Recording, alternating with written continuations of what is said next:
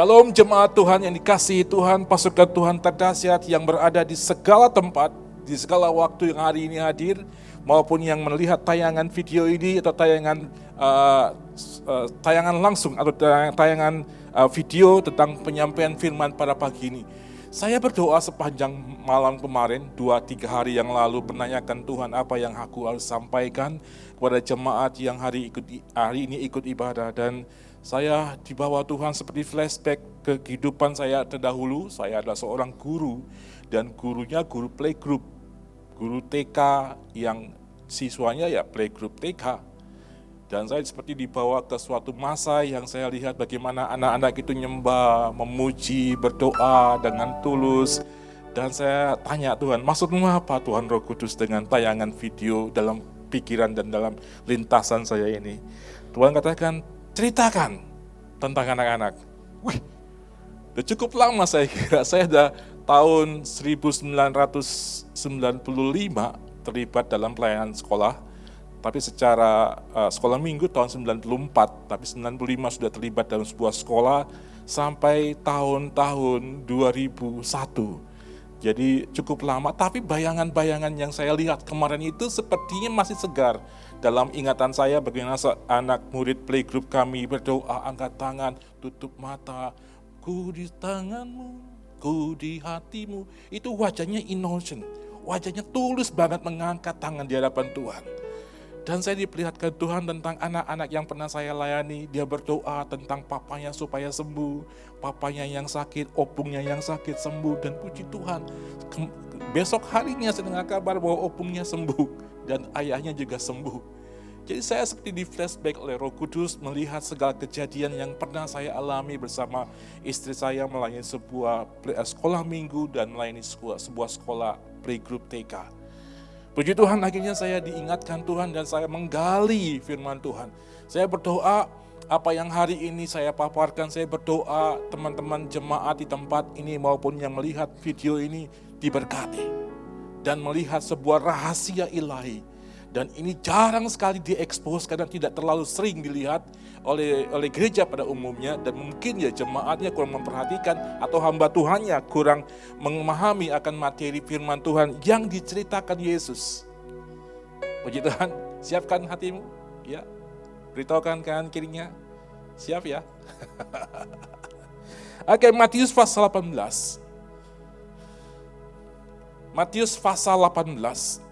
Ayat yang pertama sampai dengan ayat yang keempat saya minta tayangkan di layar. Oke, puji Tuhan. Saya akan bacakan buat Bapak Ibu sekalian jemaat Tuhan dan juga para pemirsa lainnya. Pada waktu itu datanglah murid-murid itu kepada Yesus dan bertanya.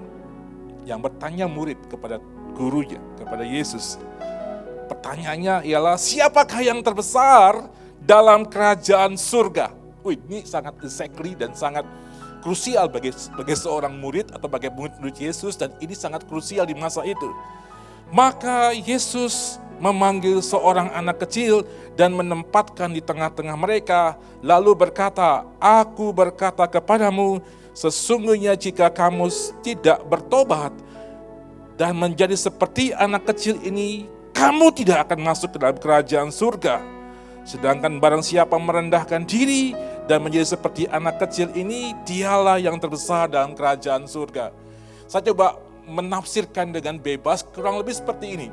Ada 12 rasul, 12 murid Yesus yang sedang sibuk memperdebatkan di antara mereka. Mungkin kata Yohanes, siapa yang terbesar dalam kerajaan surga? Kata Petrus, gua dong yang gampang bicara.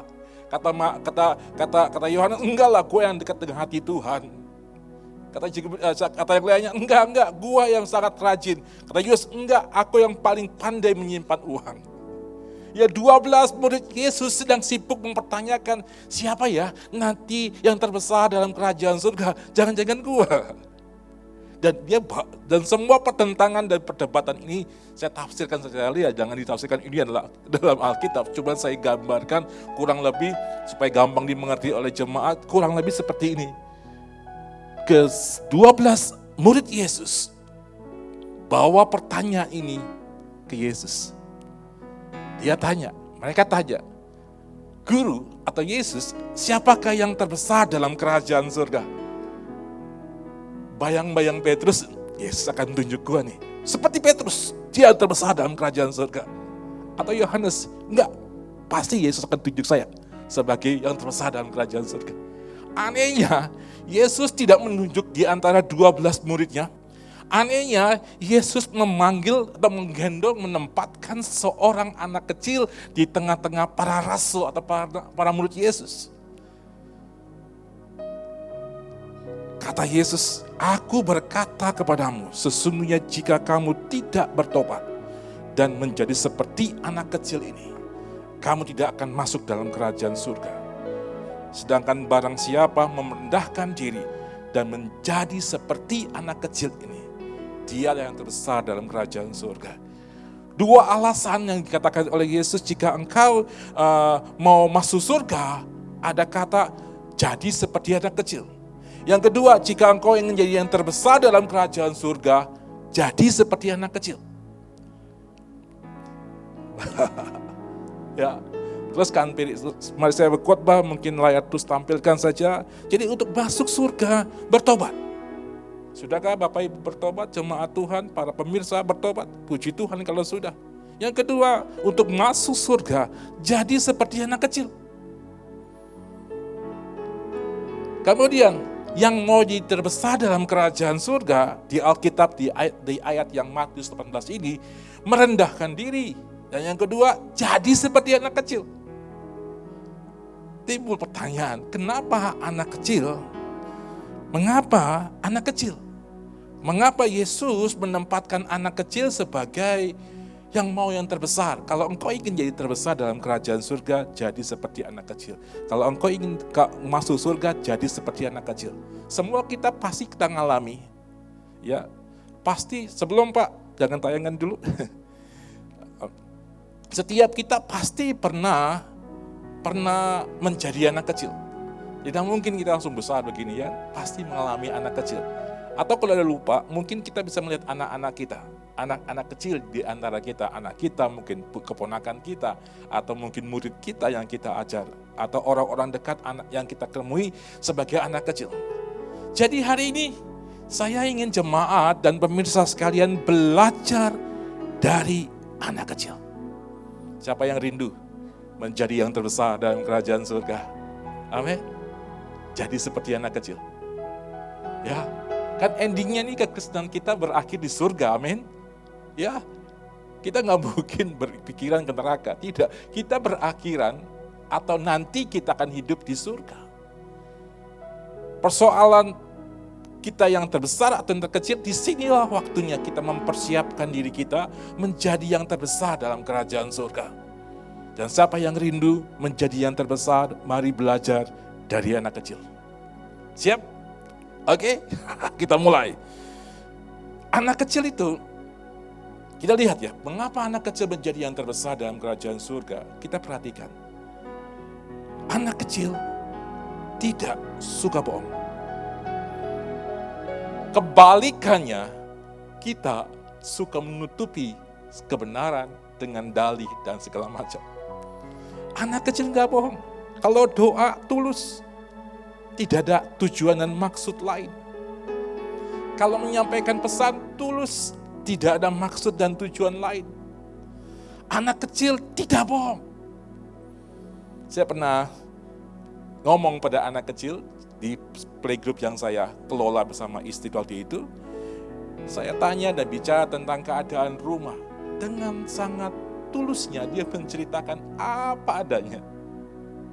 Mamanya suka marahin membantu. Orang gereja.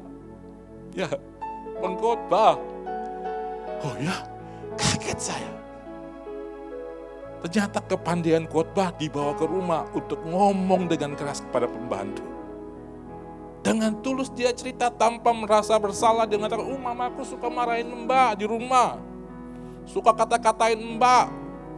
Kalau mbak gak bersih dimarah-marahin. Saya kaget loh. Kok bisa begitu? Anak tulus. Tidak nyimpan bohong. Bapak Ibu sekalian, kita yang telah dewasa ini menyimpan kebohongan demi kebohongan. ada kebohongan yang disembunyikan? Bukankah kita sering kali menyimpan dosa yang tersembunyi yang belum diakui? Dosa yang tidak diampuni ialah dosa yang tidak diakui. Sekali lagi, dosa yang tidak diampuni ialah dosa yang tidak diakui. Waktu kita mengaku dosa kita, maka Allah berkata, "Aku setia dan adil." Dialah hakim yang adil. Sekalipun dosamu merah seperti kernisi akan menjadi putih seperti salju. Karena anak manusia berkuasa mengampuni dosa. Kita seringkali menyimpan kebohongan dengan suami, dengan istri, dengan anak. Ini rahasia private saya, orang lain gak boleh tahu. Ketulusan kita di hadapan Tuhan sama seperti anak kecil yang tulus di hadapan Tuhan. Yang kedua, anak kecil itu suka menangis. Saya pelajari, karena saya kebetulan guru playgroup juga. Saya lihat anak kecil suka menangis. Baru-baru ini saya dapat kabar dari seorang teman saya di Makassar bilang, "Pak, anak saya menangis." "Pak, anak kecil menangis satu, popoknya basah, lapar, atau panas. Pastikan bahwa semuanya nyaman." Waktu saya tanyakan begitu, bukan kondisi anaknya sudah nyaman, Pak, karena popoknya diganti.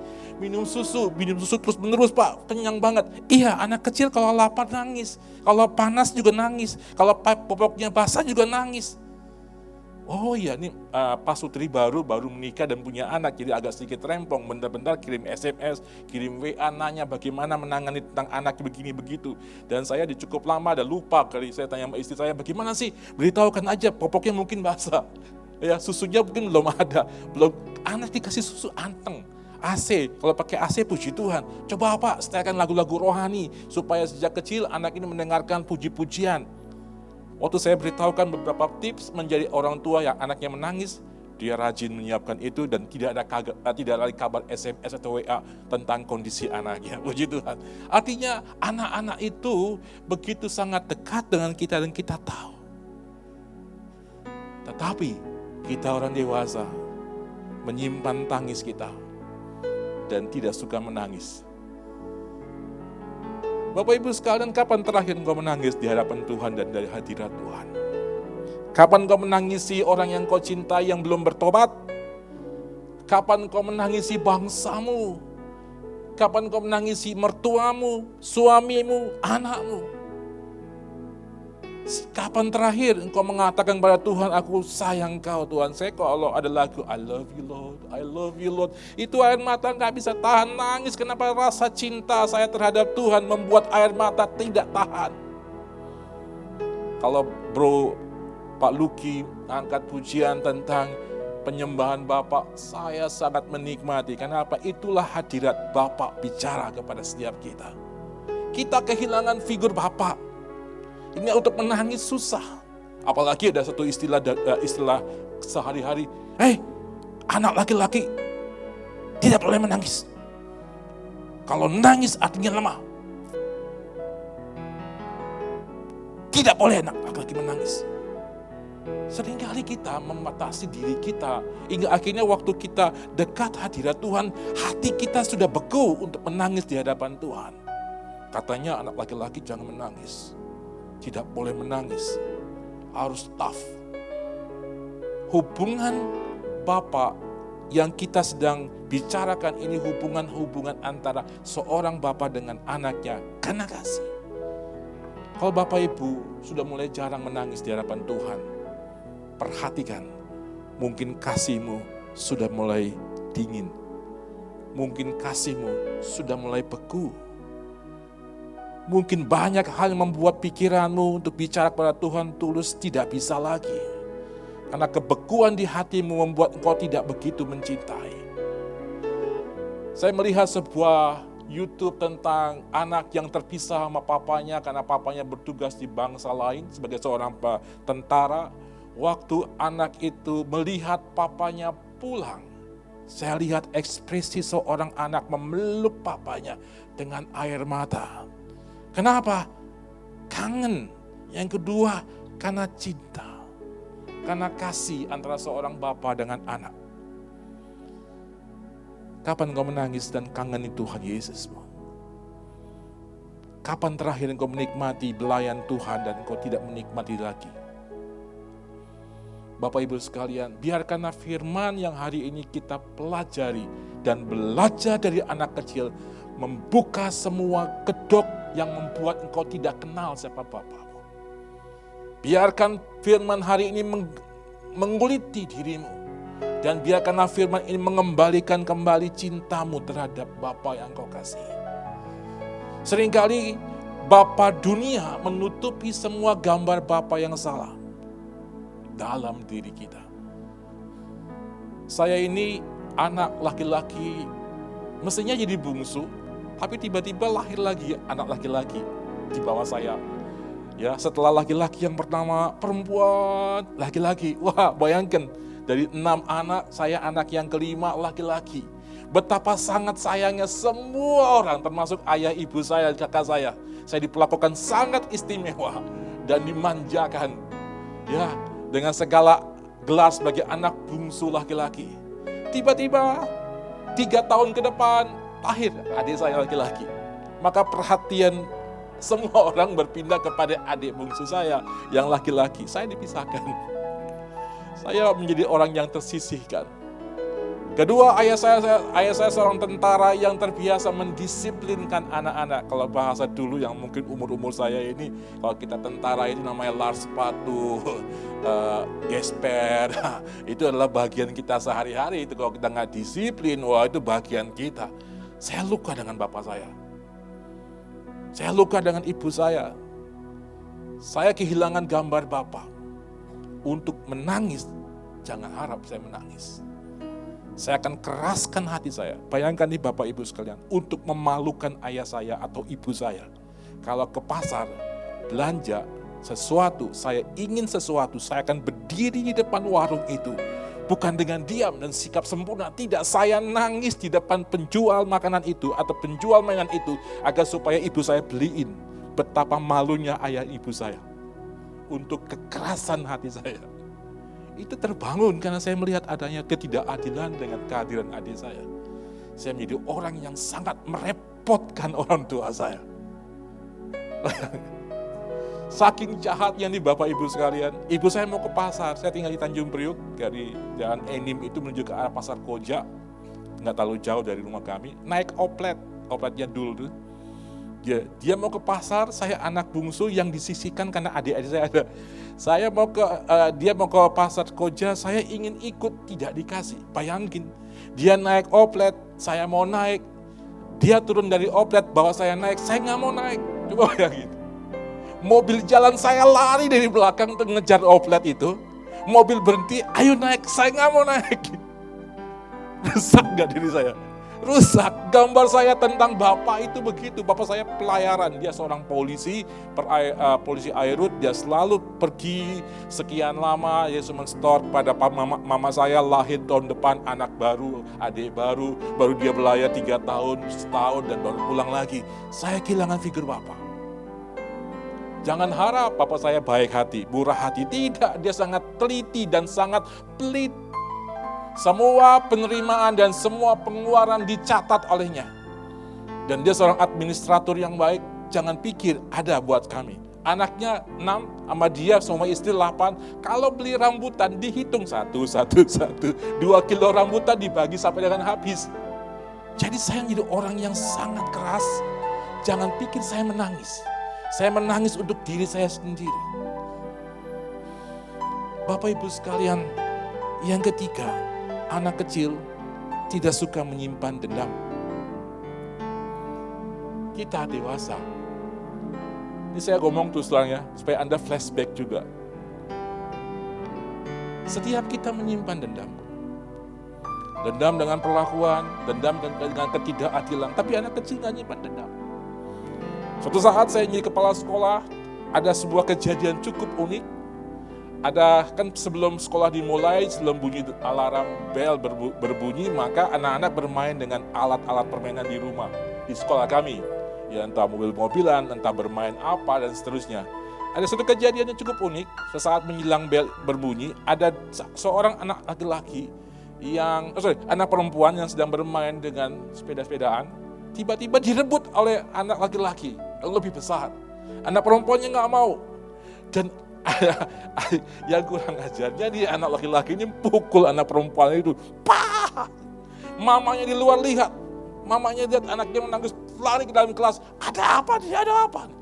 Kemudian mama daripada anak yang laki-laki bilang, anakmu yang salah, yang maunya begini. Jadi orang tua ribut, anaknya nangis. Orang tua ribut, anaknya nangis. Saya kepala sekolah bingung, bagaimana menangisi mereka. Ya, akhirnya saya bawa kedua orang tua tersebut, mari Bu ke ruangan kantor kepala sekolah, kita ngomong baik-baik. Ya, udah orang tuanya ribut, anakmu tuh nggak sopan, anakmu tuh jahat, anakmu galak, anakmu gampang pukul anak lainnya.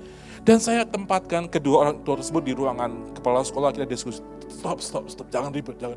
Ya, saya kasih air putih, kedua supaya tenang, terus ada istri saya datang menengahi mereka. Kemudian saya keluar dari ruangan kepala sekolah, saya lihat anak yang tadi ribut, lagi main lagi.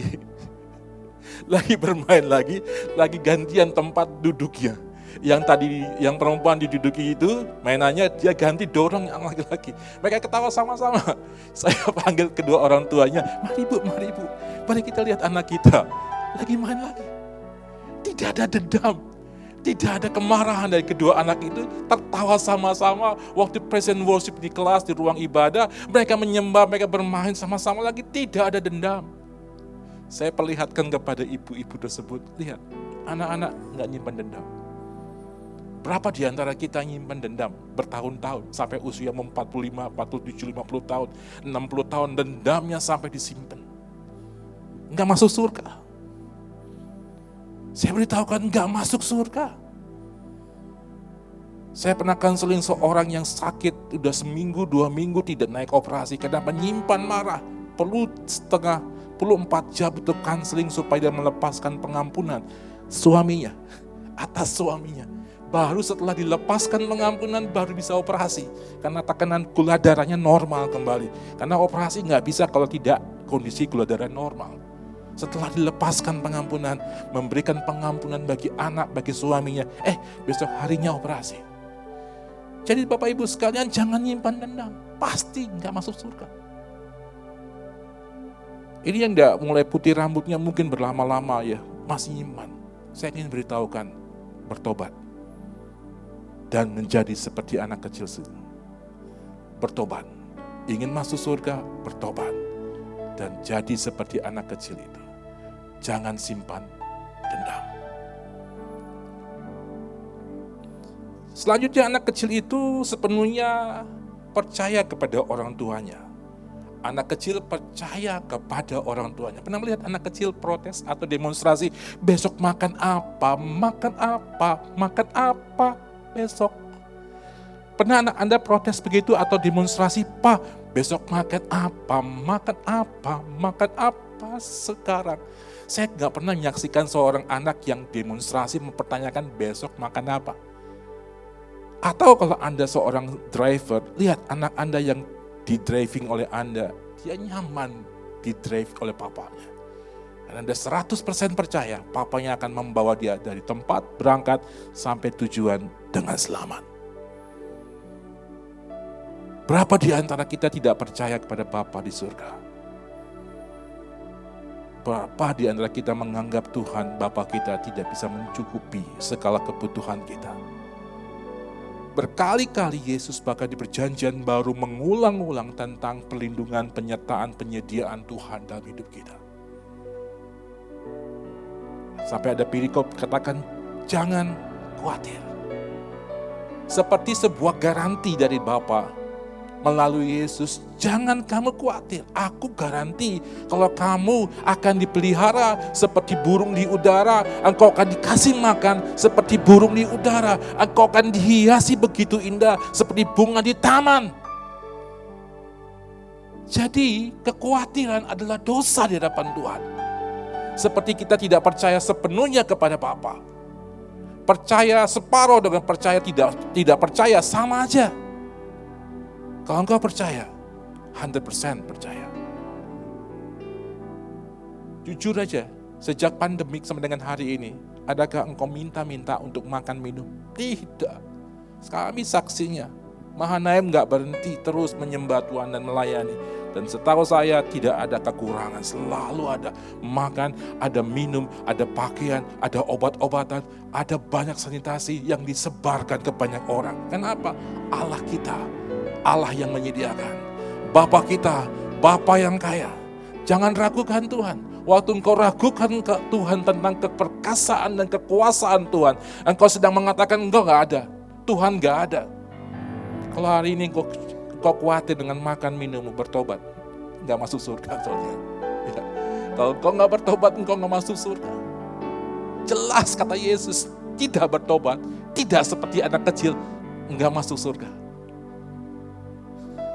Bapak Ibu sekalian, saya ini adalah orang, saya selalu melihat diri saya lah, jangan jauh-jauh. Saya ini hidup di sekitar saya sejak saya lahir, hidup di daerah miskin. Saya besar dan lahir dan besar di Tanjung Priuk, hari-hari saya lihat orang-orang miskin di sekitar saya. Artinya jiwa saya merekam semua kemiskinan. Ya, bau sungai yang bau, warnanya hitam, dan kalau pas saat matahari terik naik itu baunya luar biasa. Itu naik ke atas dan kami menciumnya. Belum lagi kehidupan jalan yang kayak labirin, sempit sekali.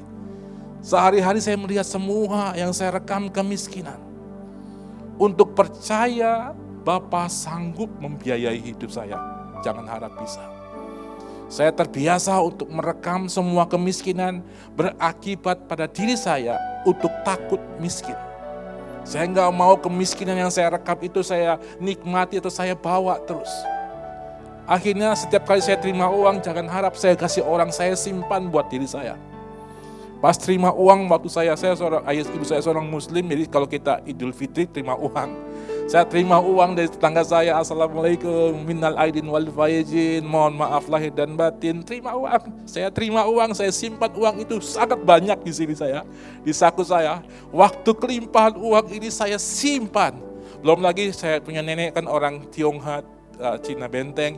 Jadi setiap kali ada Imlek kan saya datang ke rumahnya di Kemayoran. Hongki.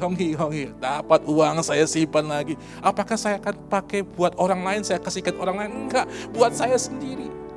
Apa yang saya perbuat? Saya tidak pernah lihat makanan enak pada saat saya terima uang. Saya akan pesan bakso, saya akan pesan es krim, saya akan pesan es cincau, saya akan pesan es campur. Di depan saya ada 4 mangkok yang saya siap untuk makan. Kemiskinan membuat saya berpikir bahwa saya takut kurang. Apakah selesai? Tidak. Bertahun-tahun saya simpan semua itu. Hingga tidak bisa saya sepenuhnya percaya pada Bapa. Jadi ayat firman Tuhan Filipi katakan, Allahku kan mencukupi segala kebutuhanmu dengan kekayaan. Dan bagi saya nggak berlaku. Bagi saya hanya saya yang bisa mampu memelihara hidup saya. Saya terima pemberian, saya simpan, saya terima gaji. Bayangkan, setelah saya berumur lama dan 20-an tahun saya kerja, saya simpan uang saya perpuluhan, jangan harap perpuluhan, saya nggak kasih perpuluhan. Saya takut miskin, Bapak Ibu sekalian, saya takut kurang. Kenapa? Jiwa saya merekam semua kemiskinan dan saya tidak mau mengalami kemiskinan.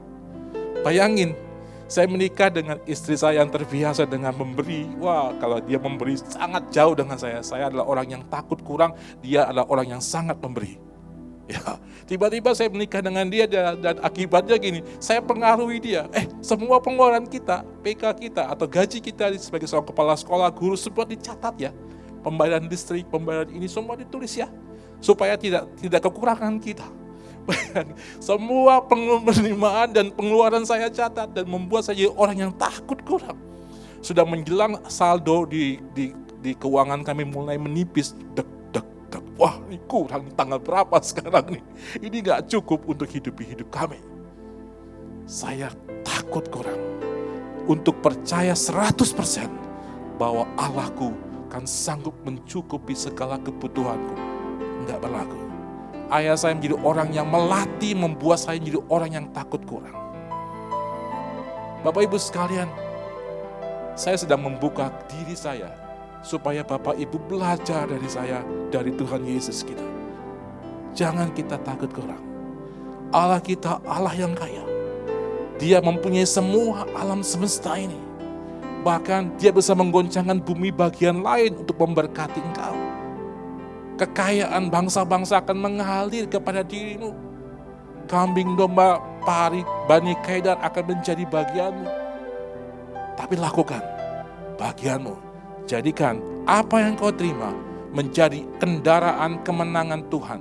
Artinya jika engkau diberkati, jangan menjadikan engkau gendut sendiri.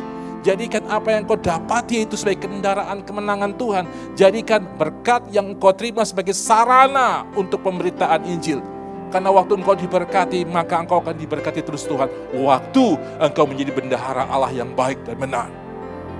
Kejadian pandemik melatih kita untuk to care of them, to care of other. Peduli dengan orang sekitar kita. Masih ingat mungkin bagaimana kita membagi makan makanan? Ya, saya masih ingat di depan Surya Permata ada satu tempat yang dibiasakan oleh ibu-ibu itu menaruh kotak, menaruh estalase yang isinya makanan gratis. Wah, itu kan satu kemurahan. Bapak Ibu sekalian, waktu kita kecilkan Tuhan untuk tidak yakin bahwa Bapa kita sedang mencukupi kita, kita sedang menyediakan Tuhan dalam hidup kita. Amin. Anak kecil suka menyanyi. Perhatikan baik-baik anak kecil. Ya kita kan gitu. Evi ini suka menyanyi. Suka menyanyi lagu-lagu. Anak-anak kecil saya menganjurkan nyanyikan lagu-lagu rohani. Kenapa? Waktu anak-anak sedang menyanyi, mereka sedang mendeklarasikan kebenaran firman Tuhan dari nyanyian yang mereka nyanyikan. Ya. Entah lagu King Kong badannya besar, ya, atau haleluya. Mereka sedang mendeklarasikan kebenaran lagu-lagu itu, kebenaran firman Tuhan dari lagu itu dengan nyanyian yang mereka kuasai dan mereka sukai. Kita malah jarang menyanyi. Jaim lah kalau nyanyi. Angkat tanganmu. Lebih tinggi lagi. Tolong lebih tinggi lagi. Angkat hatimu. Angkat tanganmu. Hey, ada anak muda. Ya, sampingmu pacarmu, angkat tanganmu. Aku malu. Ingat, anak kecil mengangkat tangan. Saya lihat anak kecil, saya masih ingat bagaimana playgroup yang saya layani ini. Mereka mengangkat tangan dengan tulus, bro, sis, dia menyanyi dengan sungguh-sungguh. Kapan terakhir kau nyembah Tuhan dengan tanganmu terangkat di hadapan Tuhan dengan hati yang tulus, hati yang sungguh-sungguh 100% percaya. Allahku kan mencukupi. Yakin gak kamu mengucapkan sesuatu itu bahwa Allahmu sanggup mencukupi? Jangan-jangan antara tangan yang diangkat dengan perkataan dan hatimu tidak sama. Engkau angkat tangan, mulutmu berucap, imanmu gak nyampe. Bapak Ibu sekalian, anak kecil punya percaya 100% kepada Allah. Waktu dia mengangkat tangan, waktu berucap, malaikat disampaikan malaikat, bahkan ada malaikat yang senantiasa menghadap Bapa, wajahnya kepada Bapa. Malaikat itu ada dan malaikat itu seperti menyertai anak-anak itu. Selanjutnya, anak kecil itu suka mendengarkan cerita orang tua atau guru.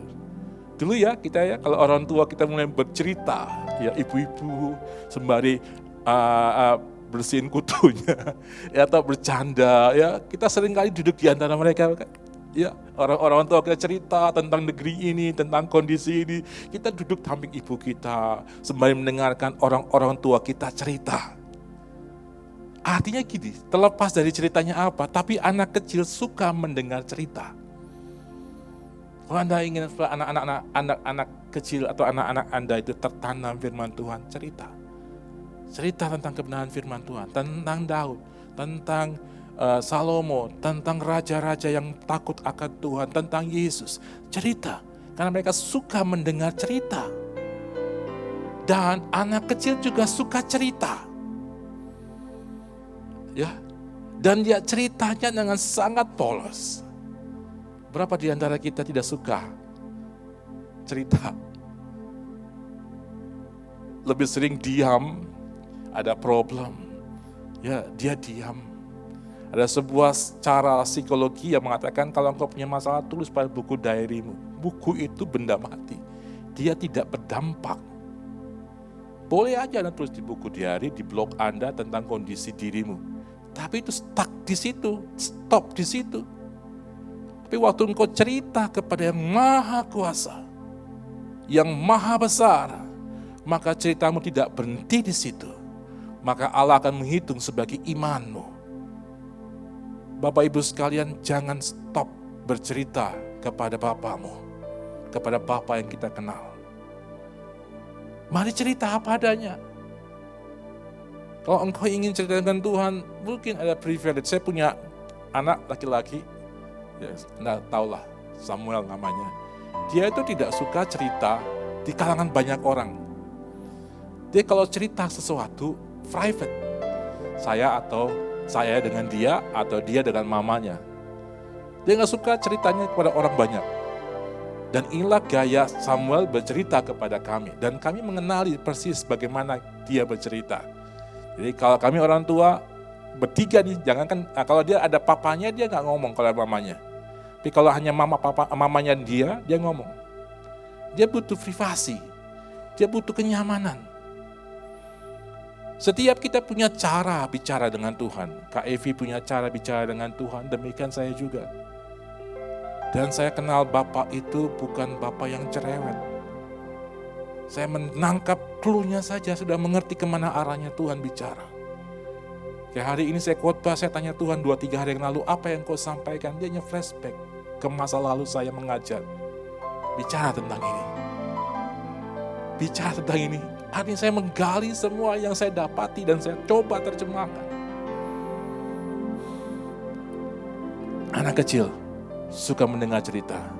Anak kecil suka bercerita.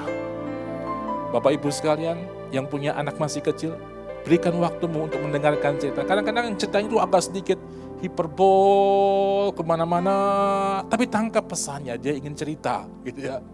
Ya, saya bilang pada anak saya yang masih mau bilang besar, saya bilang, Samuel, let your daddy and your mom know exactly first kamu mengalami mimpi basah. Jadi biarkan papa mamamu oleh orang yang pertama yang tahu tentang kejadianmu. Biarkan papa mamamu adalah orang yang pertama yang mendengar cerita actually dan truly tentang dirimu.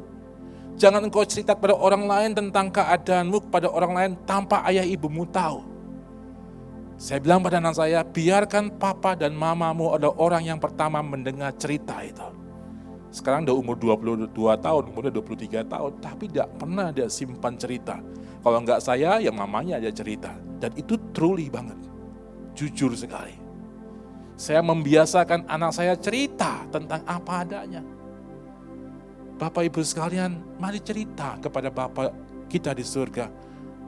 The true story, kejujuran ceritamu akan menggerakkan surga melihat hatimu. Engkau sembunyikan dengan kebohongan, Allah tahu kau bohong. Jadi hari ini kita belajar bicara jujur dengan Tuhanmu. Anak kecil suka digendong orang tuanya, amin. Ya, ada sebuah lagu lama, saya nggak tahu, Evi mungkin tahu lagunya, seperti Bapak sayang anaknya. Coba nyanyikan, Vi. Seperti Bapa sayang anaknya, demikianlah Engkau mengasihiku. Kau jadikan biji matamu, Kau berikan sayang ada padamu. Seperti Bapa sayang anaknya, demikianlah Kau menuntun langkahku. Hari depan indah Kau beri, rancanganmu yang terbaik bagiku. Bapak Ibu sekalian, lagu ini bicara jujur tentang keadaan Bapak dan anak. Kita membawa gambar salah tentang Bapak. Hingga lagu ini mungkin gak ngefek pada kita. Tapi saya ngalami namanya digendong ayah saya. Saya ngalami bagaimana dipopong ayah saya. Saya ngalami namanya dibelai ayah saya. Walaupun dia keras tapi dia mempunyai cinta. Hari ini kalau engkau punya masalah dengan Bapak, tidak ada terobosan dalam hidupmu tentang kasih Bapak kalau engkau enggak mengampuni ayahmu, ibumu. Karena sebenarnya, sejujurnya, Bapak ibu kita itu adalah orang yang tidak pernah diajari menjadi ayah atau jadi ibu. Bapak ibu kita hanya melihat contoh ayahnya yang mengajar dia. Kalau dia salah, ayahnya ngajarnya bagaimana? Dipukul. Maka dia kalau lihat anaknya salah, apa yang ayahnya perbuat terhadap dirinya, dia perlakukan anaknya sama dengan papanya ngajar dia. Jadi kalau ayah ibumu berbuat seperti itu, jangan marah. Sebab dia nggak tahu apa yang dia perbuat. Tidak pernah di training jadi ayah ibu. Bapak ibu sekalian, di kesempatan ini para pemirsa, kalau ada lukamu terhadap orang tuamu, Bapa memberikan kemenangan. Saya ingin garis bawahi pentingnya penyebutan Bapa. Mengapa Yesus mengatakan Bapa untuk kata ganti Elohim? Karena dia tahu di kebudayaan Yahudi, Bapa itu sangat sentral sekali. Menjelang pernikahan anak perempuannya, calon laki-laki tidak bisa tinggal di rumah. Bapaknya melindungi anak perempuan. Sebelum engkau bangun rumah dan siapkan tempat bagi anakku tinggal, engkau enggak boleh tinggal di rumahku. Lihat, begitu sangat pedulinya Bapa terhadap anak perempuan Yahudi. Hingga Yesus menempatkan kata Bapa kepada orang Yahudi yang dia ajarkan 3 tahun lebih setengah. Karena bagi orang Yahudi, Bapa itu sangat sentral dan sangat penting. Dan Yesus tidak melanggar hukum. Janganlah engkau menyebut nama Tuhan Allahmu dengan sembarangan. Karena dengan menempatkan kata Bapa, orang Yahudi tahu, inilah Elohim. Bapak ibu sekalian, kekristenan menekankan pentingnya figur Bapa. Bapa bagi orang Kristen sangat penting. Jadi keberadaan para kaum bapak di pemirsa di tempat ini, engkau sangat penting. Engkaulah imam yang akan membawa jemaatmu, istri dan anakmu menghadap Bapa di surga. Hari ini bereskan semuanya. Biarkan lagu ini lagu yang mengantar. Setelah lagu ini menyanyikan, saya mengajak Bapak Ibu sekalian yang hadir di ruangan ini dan para pemirsa yang menyaksikan video tayangan ini berdoa. Bereskan, tundukkan kepalamu, talk truly, talk honestly, bicara benar, bicara jujur. Kalau ayahmu masih hidup, peradabkan dan temui dia, perbaikan hidupmu dengan Bapa.